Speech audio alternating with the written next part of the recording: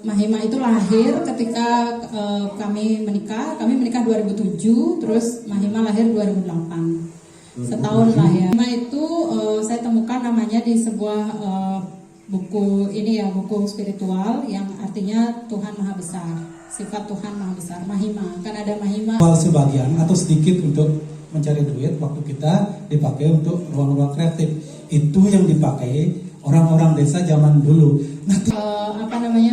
Penulis-penulis itu tubuhnya sudah tidak ada di sini, tapi karyanya sudah bisa ya. Pernah selesai belajar, tempatkan diri sebagai koma, bukan titik ya. Oke, baik, selamat siang. Selamat siang, kita kembali lagi di channel Ngongkong. Ini Ngongkong. Nah, jadi kita perkenalkan dulu. Ini ada narasumber dari jauh ini. Pasangan suami istri yang sangat setia. Ini saya udah menjadi bagian dari keluarga. Jadi dari Mahima Singaraja dan dari Tatkala.co juga di Singaraja. Jadi yang pertama ada Ibu Kadek Sonia Piskayanti. Teman-teman di komunitas Mahima sering memanggil dengan sebutan Buddha. Selamat datang di Ngongkong. Selamat datang di Desa Tembok. Iya. Yang berikutnya ada saya manggilnya Beliole. Nama aslinya Mate Anyane. Tapi karena bukannya memang asalnya dari Banjarole, Marge, Tabanan, jadi Beliole. Selamat datang Beli. Apa kabar? Selamat datang. Baik ya. Baik. Nah, ini udah menyempatkan hadir pagi lumayan. Perjalanan ke Singaraja. Oke, kali ini kita sangat bersyukur kedatangan keluarga sebenarnya yang memang mempunyai sebuah wadah untuk komunitas kreatif. Dan tema kita di Ngongkong hari ini adalah membangun komunitas kreatif di desa. Mungkinkah? Apa kira-kira tantangannya? Mungkin itu kita mulai dari saya sih manggilnya Mbok aja ya.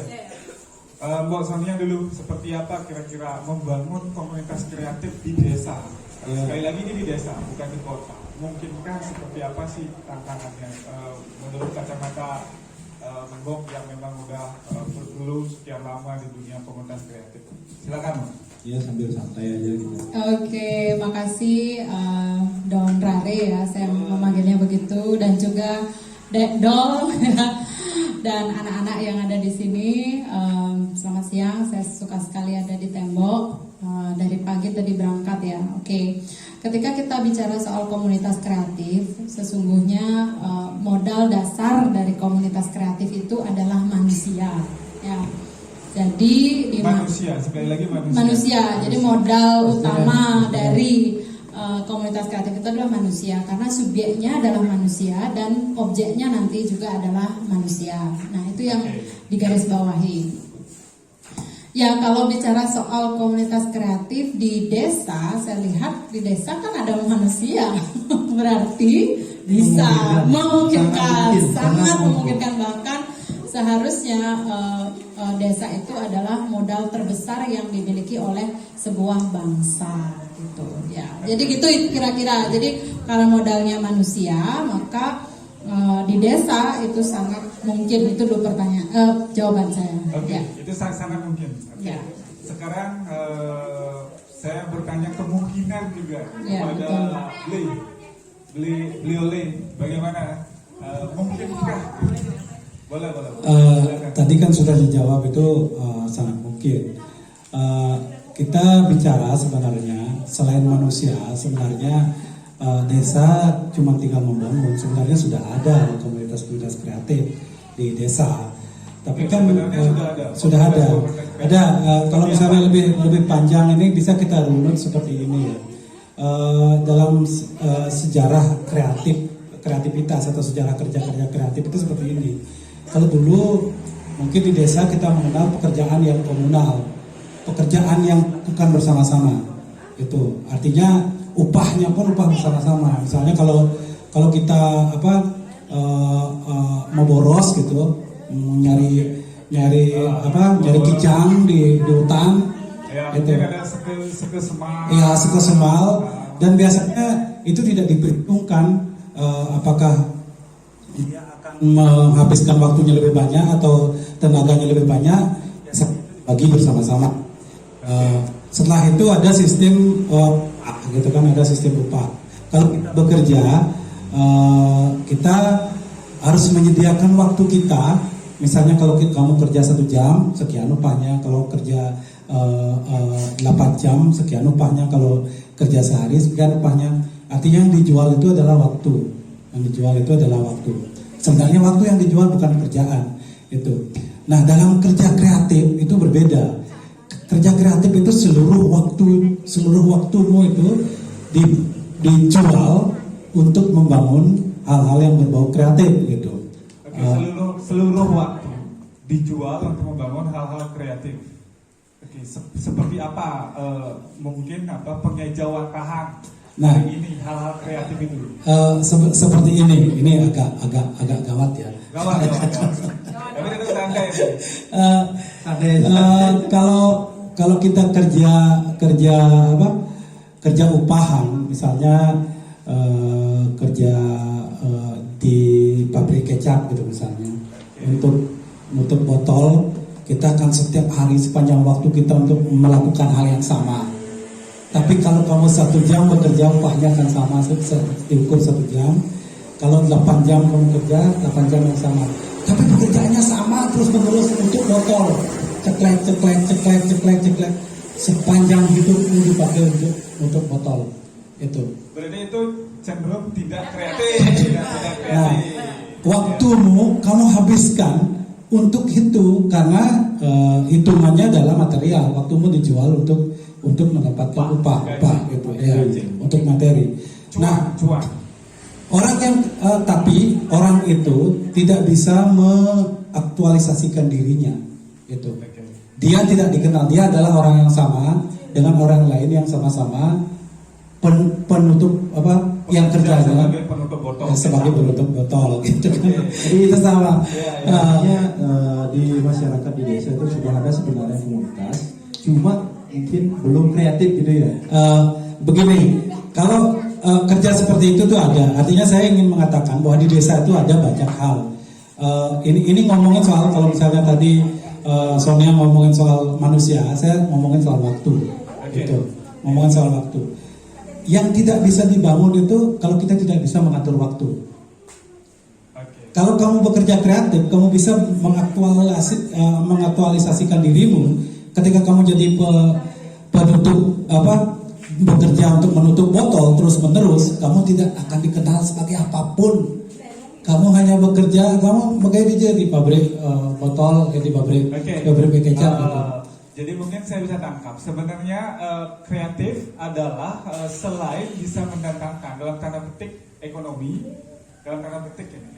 tapi juga adalah aktualisasi diri sebagai wujud kemampuan dia bisa bekerja tidak terpaku oleh sebuah pakem.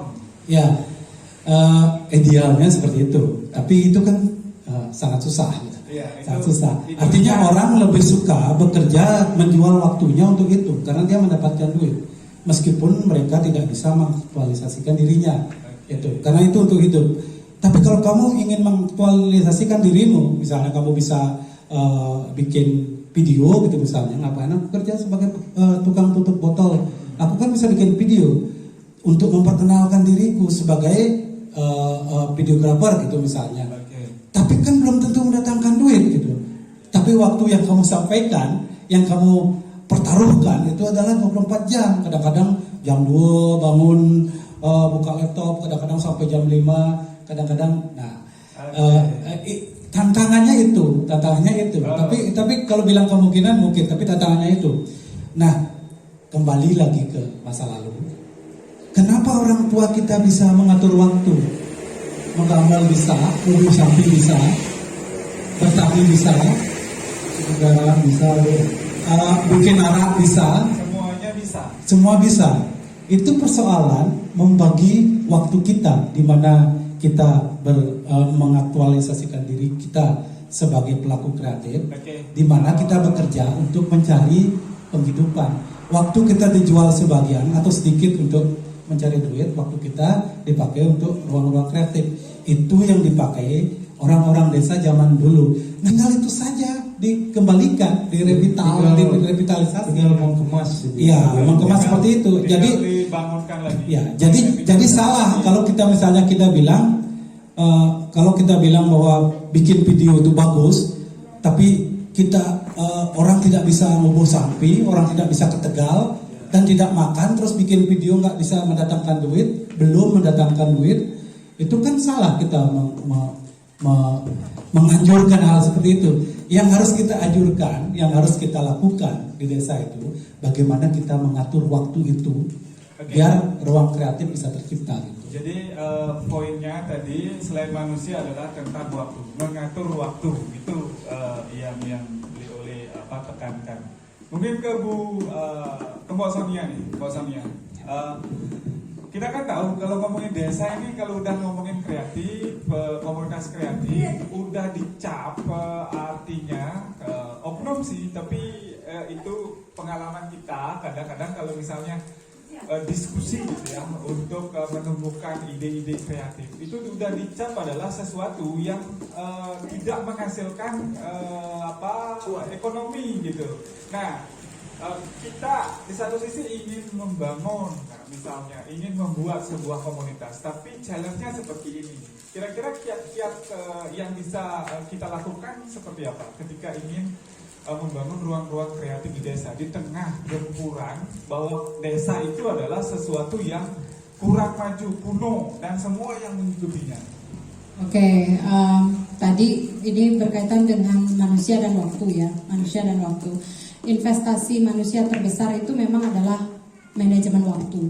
Dan saya juga ingin mengatakan bahwa ketika kamu bergelut di komunitas kreatif, kamu juga harus belajar bertumbuh jadi manusia, sehingga dia orang-orang di sekitar kita tahu dan mau meniru, atau kita bisa memberikan role model kepada mereka bahwa saya tidak hanya kreatif tapi juga mapan secara ekonomi gitu. Saya juga produktif secara ekonomi. Jadi kalau kamu hanya sok-sokan kreatif tapi hanya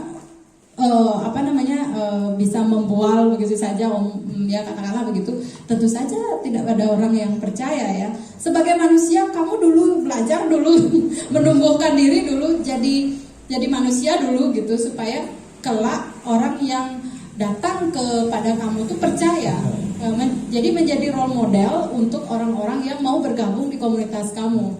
Nah, itu kenapa komunitas Mahima itu menggabungkan pendidikan akademis dan non akademis seni budaya itu secara seimbang.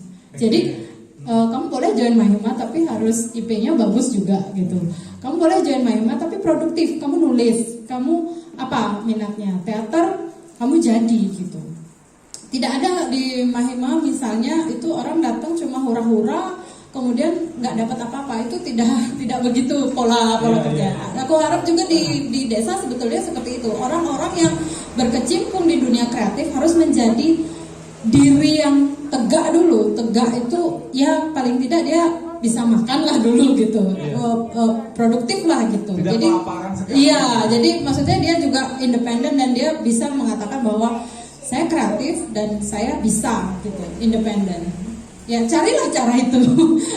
Boleh seperti misalnya kalau memang harus berjualan untuk ini. Tapi kreativitas ini kan seperti yang beliau tadi bilang kan, kreativitas ini untuk menunjukkan sisi kita sebagai manusia. Iya. Sementara kan yang kalau misalnya kita hanya berjualan saja tidak menumbuhkan diri, maka itu tidak bisa. Oke, sekali lagi ini manajemen waktu dan memang harus ada keseimbangan bertumbuh antara ekonomi dan sebuah ide kreatif. Dan ide kreatif itu bisa dilakukan kapan saja. Ini kenapa tadi dibuka dengan seperti itu? Ini untuk membedakan bahwa ada pelaku kreatif yang memang sekaligus mendatangkan duit. Dia kaya karena yang dia jual itu adalah hal-hal yang kreatif, otaknya, idenya, gagasannya, itu yang dia jual. Tapi di desa kan tidak bisa kita serta-merta, tidak bisa kita serta-merta bilang kamu bikin ini dan kamu bisa kaya. Kan mana buktinya? Kan nggak bisa seperti itu. Tapi kalau di kota itu sudah ada, di beberapa kota sudah ada, meskipun tidak begitu banyak. Artinya begini, ada hal-hal yang bisa kita pengaruhi adalah sisi kreatifnya, tapi jangan dulu ngomongin masalah duitnya gitu. Cuman kita bisa kasih tahu orang-orang yang sudah ini loh, kalau kamu jadi YouTuber gitu, kamu bisa seperti ini, kontennya bagus, bisa memperkenalkan desanya, tapi tetap bisa mendatangkan uang. Tapi itu nanti lama, kamu harus berproses dulu. Kalau kamu tidak belajar dulu, menyediakan dirimu juga untuk belajar, kamu tidak akan sampai di situ gitu. Dunia kreatif itu adalah dunia proses. Kalau tidak berproses, dia tidak akan sampai. Jadi tetap percaya pada proses ya untuk menumbuhkan kreativitas kan gitu beliau. Oke, mungkin saya kembali lagi nih. Beli kan di desa, artinya di marga itu desa kan? Iya, desa. Nah, mungkin bisa berbagi nih karena mungkin ada persamaan kali karena kita desa. Artinya terkadang memang apakah memungkinkan ketika kita akan membentuk komunitas kreatif kita berjalan minimal sendiri atau 2-3 orang. Nah, kadang-kadang itu juga yang menjadi tantangan. Kalau 2-3 ada sendiri mana bisa menularkan vibrasi gitu. Orang-orangnya yang vibrasi gimana? Akhirnya kita dikalahkan sama Surya Siu. Ini banyak teman-teman yang kadang-kadang sebenarnya punya kemauan, tetapi dia ketika melihat kuantiti atau grupnya sedikit gitu, males. Nah gimana? Sekarang saya beli sebagai seorang anak yang datang dari desa ini kira-kira. Itu persoalan kesetiaan aja sebenarnya. Persoalan kita keteguhan kita membangun gitu. Kalau saya di desa kan karena kebetulan keluarga saya keluarga seniman. Itu baik dari ibu, dari bapak itu semuanya seniman. Dan memang dari dulu saya hanya pewaris sebenarnya untuk mengembangkan komunitas-komunitas kreatif. Ada paman saya, ada bapak saya gitu. Tapi memang yang saya lakukan sejak awal itu memang dari lingkungan keluarga yang secara emosional, yang secara bisa kita atur. Misalnya keponakan, sini ikut. Akhirnya saya belum berani meminta anak-anak yang notabene di luar keluarga saya karena gini, tantangannya itu bisa seperti ini. Kalau misalnya dia belajar ke tempat kita, ada kesalahpahaman bahwa kita akan menjual dalam tanda kutip anaknya untuk dijadikan apa gitu. Yeah. Ada orang kalau misalnya komunitas kita maju, kita akan otomatis menjadi kaya gitu berkat anak-anaknya. Ini biasa di desa itu seperti itu. Dikira bahwa kita akan memanfaatkan anak-anak itu untuk mencari uang gitu. Tapi kan belum berani kita. Itulah yang menyebabkan kita tidak berani mengajak orang-orang yang di luar keluarga besar saya. Tapi memang keluarga saya memang besar gitu kan. Artinya keponakan dari sepupu dari banyak gitu. Misal Mindon itu bisa sampai kalau bikin sekogong itu bisa dapat 1 barung gitu. Nah, tapi tidak semua juga keluarga mau gitu. Artinya itu tidak dipaksa karena apapun yang dibangun dari pemaksaan itu tidak akan bagus. Misalnya gini, kita bisa saja bikin ramai misalnya dengan kerjasama sama Pak Mokel atau kerjasama sama kepala sekolah yang ada di SD. Coba setiap minggu datangkan sekolahnya ke sini terus kasih nilai, kita tidak akan bisa, tidak efektif. Artinya 3 orang, kamu harus percaya, jangankan 3 orang, 1 orang aja, karena terus-terusan dia melakukan sesuatu, terus nambah 1 orang, 3 orang, dia akan bisa menyebarkan vibrasi yang bagus ke sekitarnya. Nah, contoh yang diminta oleh masyarakat, ini masyarakat di sekitar kita kan kebanyakan itu yang berpikirnya itu mendatangkan duit enggak gitu. Artinya kita juga memberi contoh, setidaknya memberi contoh, jangan memberi contoh bahwa kamu bisa dikenal, bisa pinter, bisa bisa jago dalam satu hal, tapi kehidupanmu tidak bagus gitu. Misalnya seperti itu.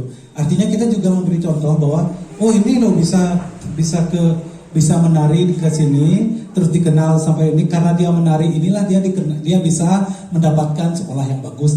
Misalnya seperti itu gitu. Ada hal-hal yang kita perkenalkan itu gitu. Iya. Mungkin bisa ditambahkan bahwasannya artinya coba disampaikan, diceritakan membangun komunitas Mahima gitu. Artinya kan tidak serta-merta besar seperti sekarang. Memberikan setidaknya contoh dulu yang seperti Mbok katakan ada role modelnya, kita mulai seperti apa perjuangannya, itu bisa mungkin diceritakan ke siapapun yang akan melihat ini ngomong ini, karena kita memang beda ini. Artinya sesuatu yang dipandang pesimis coba kita tumbuhkan, dan hal ini bukan hal yang mustahil, kita selalu percaya itu kan gitu ya. Silakan. Baik, terima kasih. Komunitas Mahima itu memang dibangun dari visi kita berdua untuk mengembangkan diri di seni budaya gitu. Jadi sebelum kami menikah sudah ada persamaan visi yang Persamaan apa perjanjian? Kalau kamu nggak begini, kita nggak usah nikah gitu. Persamaan visi ya, karena kami bergerak di bidang yang sama kebetulan gitu, bidang seni budaya, dan waktu itu Pak Oleh sih yang meyakinkan saya. Jadi kalau visinya udah sama, sebaiknya kita berdua gitu. Jadi kan awalnya tuh ini udah udah mulai romantis ya. Jadi enggak, awalnya kan maksud saya kan perempuan yang penuh pemikiran gitu ya. Maksudnya pikiran saya tuh menganalisa lebih banyak ya. Kalau Oleh lebih banyak ke eksekusi gitu. Misalnya kalau saya tuh menganalisa sebuah pernikahan itu apakah apa gunanya, misalnya apa kedepannya gimana. Pemikirannya udah jauh ke 30 tahun ke depan. Jadi kalau saya merasa memang tidak menemukan visi yang tepat, saya tidak akan melakukan itu gitu loh. Terus Oleh mengatakan ya udah visinya sama, kita harus melakukannya bersama-sama gitu. Tadi interview sebelum interview apa? Ya pertama ya visi misinya udah jelas. Jadi pernikahan tidak hanya istilahnya melanjutkan keturunan atau apa, tapi memang untuk membangun visi misi kreatif di balik sebuah pernikahan. Mewujudkan cita-cita. Jadi Mahima itu lahir ketika kami menikah 2007, terus Mahima lahir 2008. Setahun lah ya. Ya. Jadi setelah kami melahirkan Mahima itu, kemudian anak-anak kami lahir, anak pertama Putih, kemudian di situ kita sudah membangun keluarga sambil membangun Mahima. Jadi Mahima itu sejalan dengan membangun keluarga. Nah, jadi Mahima ini kakaknya Putih. Betul. Jadi benihnya sudah dibuat sebelum pernikahan gitu. Jadi Mahima itu perjalanannya seusia dengan bagaimana visi kami ke depan. Nah, karena memang akarnya sudah kuat, jadi Mahima itu memang dirancang untuk long term. Bahkan jangka panjang. Bahkan ketika kami nggak ada, misalnya Mahima harus tetap ada gitu. Nah, sementara kalau kita lihat membangun komunitas kreatif di atas keluarga itu kan kadang ada masalah terutama pengelolaan gitu ya, pengelolaan keuangan, kemudian bagaimana memanajemen waktu. Kita punya keluarga, kemudian sosial, adat budaya di Bali kan sangat kompleks dan ketat gitu. Nah, caranya adalah ketika kita menemui kendala, kemudian seperti apa itu kita bicarakan lagi berdua gitu. Karena yang mencita-citakan ini kan kita berdua gitu. Jadi ya diskusi lagi. Jadi Mahima itu terus kemudian berkembang dan ini banyak melahirkan keluarga-keluarga muda yang mereka juga dulu awalnya di Mahima, mereka punya keluarga, mereka punya komunitas lain, tapi kemudian terus berkembang beranak cucu. Jadi Mahima itu dalam wujud-wujud yang lain telah mengembangkan komunitas-komunitas lain di Bali gitu. Jadi udah bermanifestasi Ya. banyak berkembang. Mungkin Jadi, benar. sebelum lanjut nih, Ya. dari namanya kan Mahima. Mm. Apa itu sih filosofinya? Apa dari mana gitu? Ya, Apa itu dari imajinasi atau Ya. pengalaman secara? Mahima itu saya temukan namanya di sebuah buku ini ya, buku spiritual yang artinya Tuhan Maha Besar, sifat Tuhan Maha Besar. Mahima, kan ada Mahima, Anima, Lagima, ya jadi salah satu sifat Tuhan Maha Besar. Memang diniatkan Mahima itu menjadi besar, bukan hanya dari kuantitas tapi secara kualitas, dan karya-karyanya itu bisa melampaui zaman, gitulah. Jadi kita membuat buku ya, membuat buku itu bukan investasinya untuk sekarang dan 10 tahun, tapi mungkin ratusan tahun ke depan. Seperti penulis-penulis itu tubuhnya bisa sudah tidak ada di sini, tapi karyanya sudah bisa ya. Caranya akan lebih kenal. Nah mungkin ke Viole sekarang. Bisa dikasih contoh real seperti itu, karena kan kalau ngomongin komunitas kreatif orang, apalagi lagi-lagi di desa ini, cenderung bingung yang masuk kreatif seperti apa. Zaman Mahima itu lahir ketika kami menikah 2007, terus Mahima lahir 2008. Setahun lah ya. Saya baru tamat SMA. Ya, jadi setelah kami melahirkan Mahima itu, kemudian anak-anak kami lahir, anak pertama Putih, kemudian di situ kita sudah membangun keluarga sambil membangun Mahima. Jadi Mahima itu sejalan dengan membangun keluarga. Nah, Jadi Mahima ini kakaknya Putih. betul. Jadi benihnya sudah dibuat sebelum pernikahan gitu.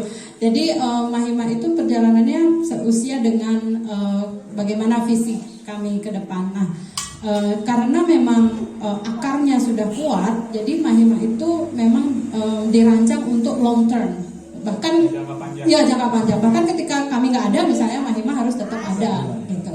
Nah, sementara kalau kita lihat membangun komunitas kreatif di atas keluarga itu kan kadang ada masalah terutama pengelolaan gitu ya, pengelolaan keuangan, kemudian bagaimana memanajemen waktu. Kita punya keluarga, kemudian sosial, adat budaya di Bali kan sangat kompleks dan ketat gitu. Nah, caranya adalah ketika kita menemui kendala, kemudian seperti apa itu kita bicarakan lagi berdua gitu. Karena yang mencita-citakan ini kan kita berdua gitu. Jadi ya diskusi lagi.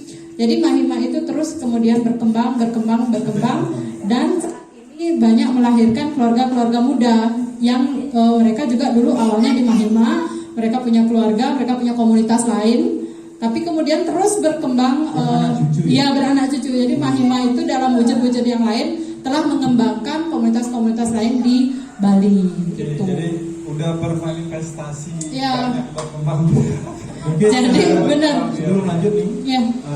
dari namanya kan Mahima. Mm. Apa itu sih filosofinya? Apa dari mana gitu? Ya, Apa itu dari imajinasi atau Ya. pengalaman secara? Mahima itu saya temukan namanya di sebuah buku ini ya, buku spiritual yang artinya Tuhan Maha Besar, sifat Tuhan Maha Besar. Mahima, kan ada Mahima, Anima, Lagima, ya jadi salah satu sifat Tuhan Maha Besar.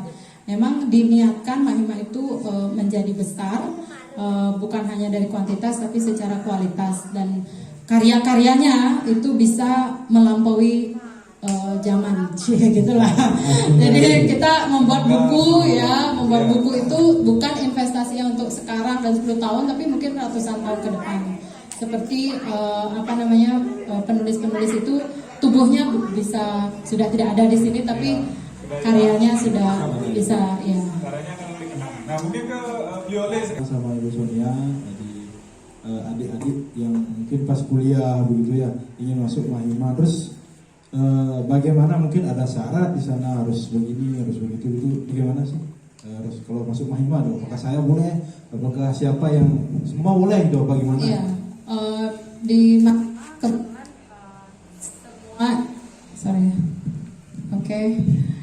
Di Mahima itu persyaratannya satu sebetulnya adalah yang mau belajar.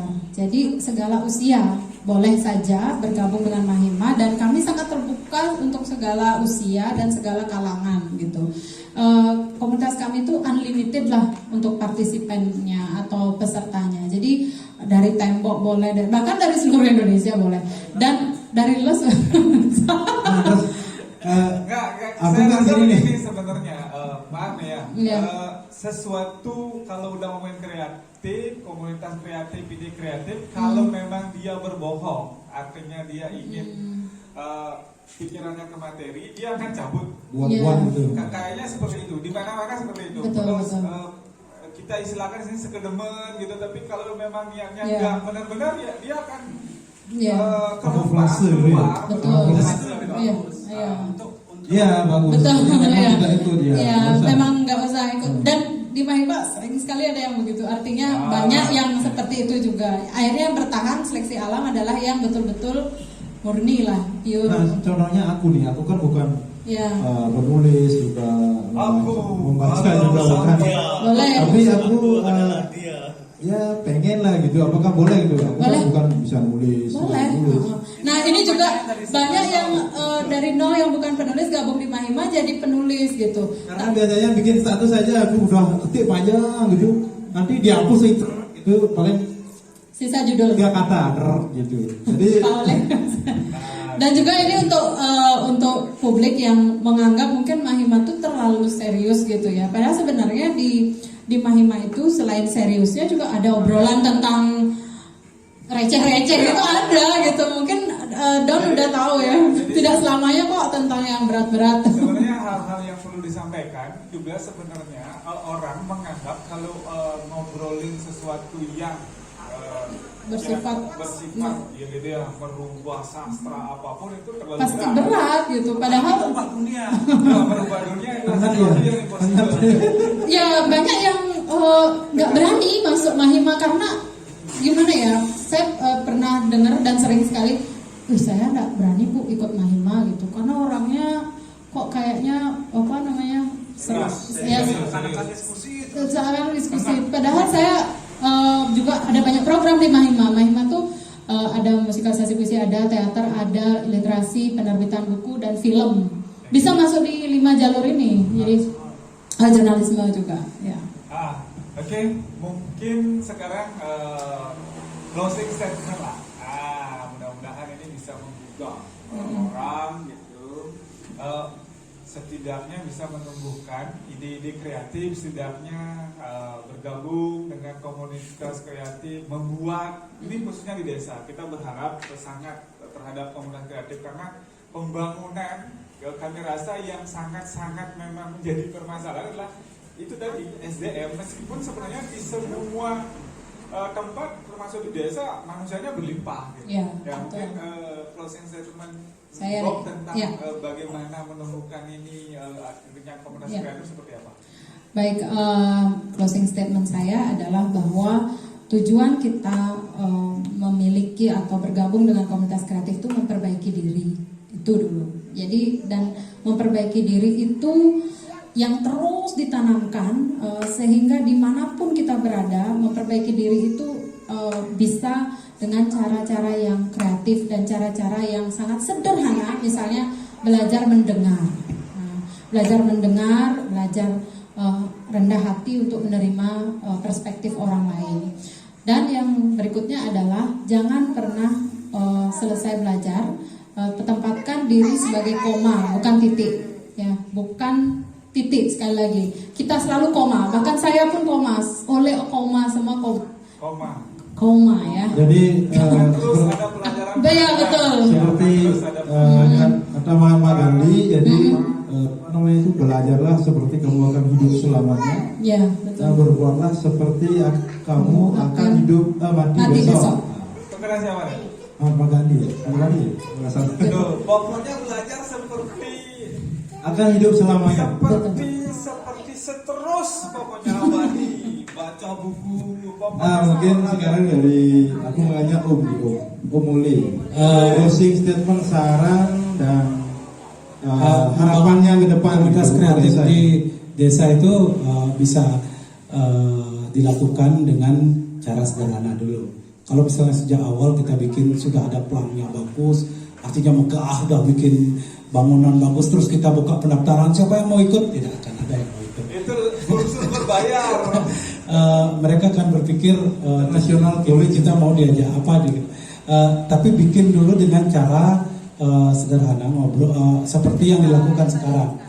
Anak-anak dulu diajak, di lingkungan terdekat dulu diajak, apapun profesinya. Kalau dia suka musik, ajak ngobrol soal musik dan arahkan membaca buku-buku musik atau ngobrol tentang pemusik siapa gitu. Terus kalau dia penulis gitu, penulis kita ajak juga. Atau bahkan dia misalnya suka sama olahraga gitu, tetap kita masuk di situ dan kita libatkan seluruh obrolan itu apa yang dia sukai gitu. Itu untuk menjaring anak-anak biar suka berkumpul dan suka membicarakan sesuatu itu.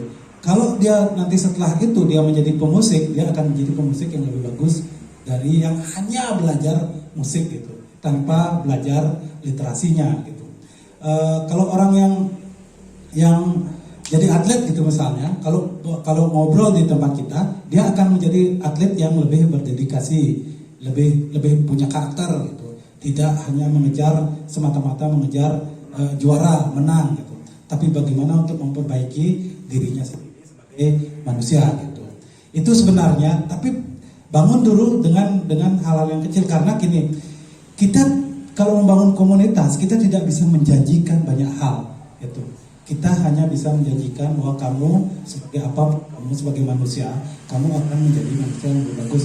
Bahkan misalnya aktivis lingkungan datang, orang yang suka sama lingkungan datang sama kita, dia akan lebih mencintai lingkungannya sebagai manusia, bukan karena suruhan guru atau bukan karena paksaan program-program pemerintah gitu, misalnya seperti itu.